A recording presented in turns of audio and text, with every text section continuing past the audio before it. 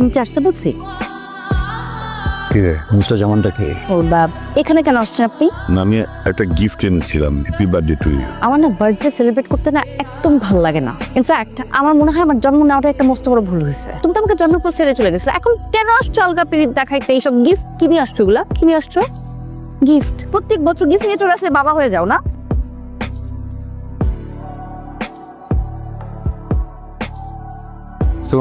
ওয়ালাইকুম সালাম। আঙ্কেল আমি মেহরাব, দ্যাটস মাই ফ্রেন্ড। ঘটনাচলে আপনি ওর বাবা। বাবা হতে পারলাম কই, যার তো বাবাই বলতে পারো। সরি, যদিও আপনাদের ফ্যামিলি ম্যাটার, আমি তো আউটসাইডার, ইন্টারভিউ ম্যাটার নিয়ে কথা বলা উচিত না। তারপরও ওর অভিমানের জায়গাটা একটু বেশি আঙ্কেল। আমি বুঝতে পারছি, অভিমানটা যখন বড় হয়ে দেখা দেয় তখন একজনের প্রতি আরেকজনের ভালোবাসাটা চোখে দেখা দেয় না। আঙ্কেল আপনি যদি বেয়াদবি না নেন, আমি কি গিফটসগুলো আমার কাছে রেখে পেপারে? এগুলো তো আমি আর রাস্তায় ফেলে দিতে পারি না, সব আমার বাসায় জমা রেখেছি। ও কখনো কোনো গিফটই নেয়নি। আশায় আছি কোনোদিন যদি আমাকে বাবা বলে ডাকে, আমার কাছে আসে, সেদিনের অপেক্ষায়। দেখো, আমি আর এই বিষয় নিয়ে কথা বলতে চাচ্ছি না। আমার জীবনের একটা কালো অধ্যায় ছিল সেটা। আমরা ভালো ছিলাম না, সেই জন্য সেখান থেকে আমি আমার মেয়েকে মুক্ত করে এনেছি। যে সবই ঠিক আছে, কিন্তু একজন মানুষের কাছ থেকে তো আপনি বাবা হওয়ার অধিকার কেড়ে নিতে পারবেন না। কিসের অধিকার? জন্ম দিলেই বাবা হওয়া যায় না। আর তাই যদি হয় তাহলে আমি ওকে জন্ম দিয়েছি, আমি ওর মামা। তাসনিমের উপর আমি ওর বাবার কোনো অধিকার মানতে রাজি না। মানে আপনি জাজমেন্টাল হচ্ছেন, শুধু নিজেটাই ভাবতেছেন, নিজেটাই চিন্তা করতেছেন। আপনি কি তাসনিমের বিষয়টা একবারও ভাবছেন? অবশ্যই ভেবেছি, না ভাবার তো এখানে কিছু নেই। আমার পক্ষে ওর সাথে সংসার করা সম্ভব হচ্ছিল না, তাই আমরা আলাদা হয়ে গিয়েছিলাম। ও ওর মতো সংসার করেছে, আমি আমার মতো সংসার করেছি। এখানে আমাকে ডিস্টার্ব করার কি আছে? আমি তো তার চলে আসছেন সেখান থেকে। আমি আপনাকে জাজ করতেছি না, বা আমি জাজ করার মতো কেউ না, কিন্তু সন্তানের কি দোষ বলেন? ওর কাছ থেকে ওর বাবাকে দূরে করে ফেললেন। দেখেন, একজন মা হিসেবে আপনি আপনার সন্তানকে সব দিতে পারবেন, পুরো পৃথিবীটা কিনে এনে দিতে পারবেন, কিন্তু কখনো ওর ভিতরের বাবার শূন্যতা পূরণ করতে পারবেন না আন্টি। আমি আসলে তোকে মিথ্যে বলেছি না। তোর বাবা সম্পর্কে তোর কাছে মিথ্যে ধারণা দিয়েছিল। তোকে বলেছি তোর বাবা তোকে জন্ম দিতেই চায়নি, অ্যাবর্শন করাতে চেয়েছিল। আসলে এটা সত্যি ছিল না। আমার অমতে আমার বিয়ে হয়েছিল। বাবার সাথে আমার অ্যাডজাস্ট হচ্ছিল না। সে অনেক অনেক চেষ্টা করেছিল, কিন্তু তোকে বলেছি যে আমাকে বের করে দিয়েছে। আসলে তা না, আসলে আমি চলে এসেছিলাম। অনেক অনেক মিথ্যে কথা বলেছি তোকে। তোর বাবাকে তোর কাছে খারাপ করেছি। তোর বাবা আসলে অনেক ভালো মানুষ, তোকে ভীষণ ভীষণ ভালোবাসে।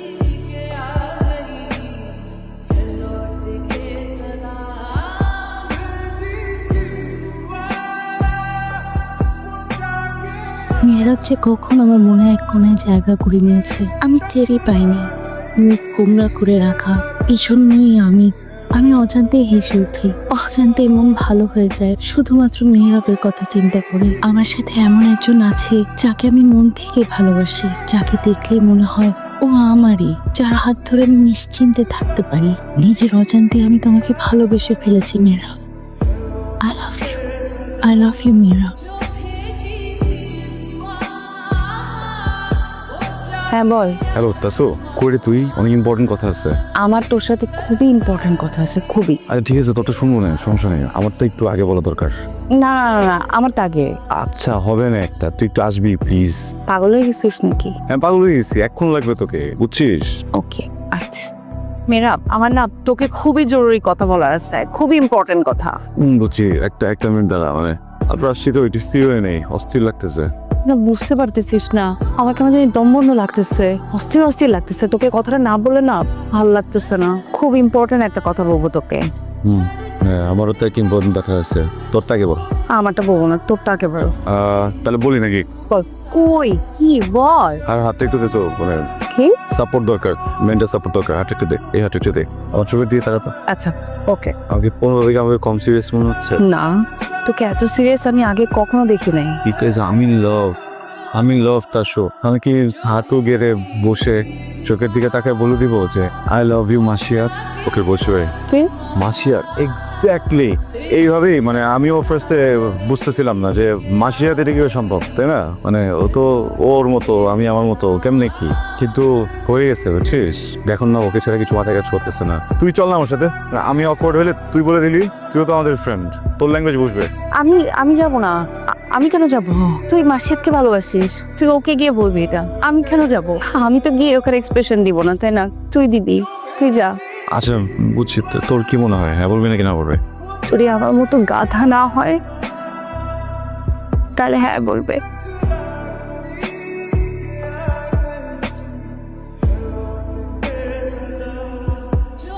এই হঠাৎ কি মনে করে? তোকে দেখতে এসছি। ফাইজলামি করিস না। 2 দিন আগে তো শুধু ভিডিও কলে কথা বলছিলাম আমি। হ্যাঁ ওইটা তো ভিডিও কলে কথা বলছো না, সামনাসামনি তো হয় নাই। ভিডিও কলে তোর কথা শোনা যায়, তোকে দেখা যায় না, সামনাসামনি আই ক্যান ফিল ইউ। তুই আমার সাথে ফ্লার্ট করতেছিস? ওয়েট, ফ্লার্ট করার রাইট শুধু আমার আছে, তোর না। কেন?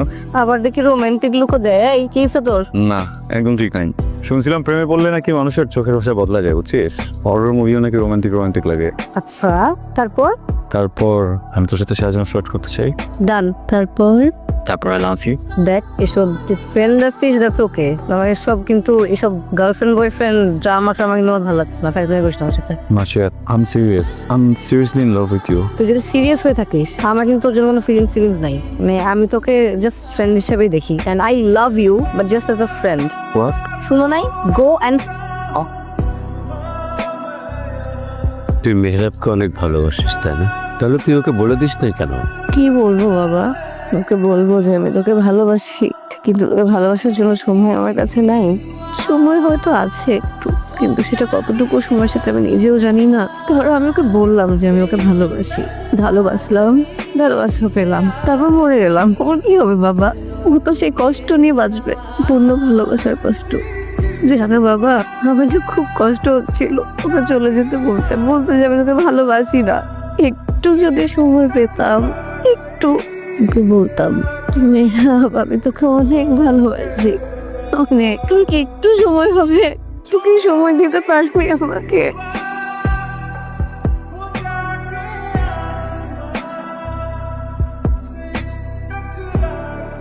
কিরে, মন খারাপ? না, তুই কাকে কি বলিস? আমি বুঝি না। আমি চাই না তুই আমার সবকিছু বুঝে ফেলে। কিরে, সিগারেট ধরছিস কেন? খুশিতে আমি ছাকা দিছি বলে সিগারেট ধরছিস? তাহলে ব্লক করছিস কেন? মাঝে মাঝে দূরে থাকা ভালো, তাই। আমার থেকে দূরে থেকে কি লাভ হয়েছে তোর? পেইন পাইতেছি। খুব পেন দিতেছি আমি। দেখ, মাঝে মাঝে রিয়েলিটি বোঝার জন্য দূরে থাকাটা ভালো। আমি তো সবসময় তোদের মাঝে থাকতাম, টাইম নিতাম না। অনেক ভাবনার বিষয় ছিল যেগুলো ভাবতাম না, এখন ভাবি ডিসটেন্স দরকার। শোন, একটা মেয়ে তোর প্রেমে হাবুডুবু খাচ্ছে, তোকে এত ভালোবাসে, আর তুই ঘুরতেছিস অন্যদিকে। আমি দূরে ছিলাম, ভালো ছিলাম। আমি ভাবছিলাম যে তোদের মধ্যে কিছু একটা হয়ে যাবে, একটা সুন্দর বন্ডিং হবে। না, তুই সবার থেকে ডিস্টেন্স মেনটেন করে বসে আছিস সেখানে। কাদের কি একটা হয়ে যাবে? তুই বুঝতেছিস না না। আসলে তাসু, আজ এটা কথা বাদ দিবি? ও সমানে তোকে ইশারা দিয়ে যাচ্ছে, she is in love with you. তুই আসলে বুঝতেছিস না, আমি বুঝতেছি। I am telling you, trust me. আরে ও আমার ফ্রেন্ড ছিল, ফ্রেন্ড আছে, অলওয়েজ ফ্রেন্ডই থাকবে। আমাদের মাঝে কখনো ভালোবাসা ছিল না।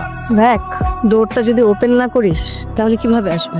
ভালোবাসার বেজ হচ্ছে ফ্রেন্ডশিপ, যেটা তোদের মধ্যে ভরপুর আছে। তোরা একসাথে থাকলে ভালো থাকবি, আমারও ভালো লাগবে। শোন না, আমার এই উইশটা ফুলফিল করবি না? আমি বুঝে বলতেছি।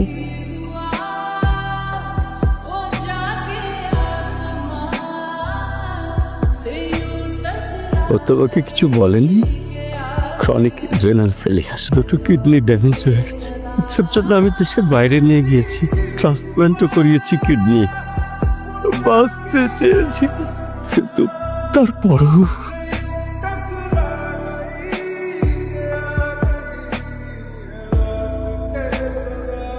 একটা কথা জিজ্ঞেস করবো?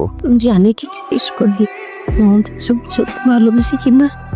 আমাকে একটা কথা দিবি, তোকে কখনো কষ্ট দিবি না, নাহলে আমি ভূত হয়ে এসে তোর খাল মুট খাই দেবো।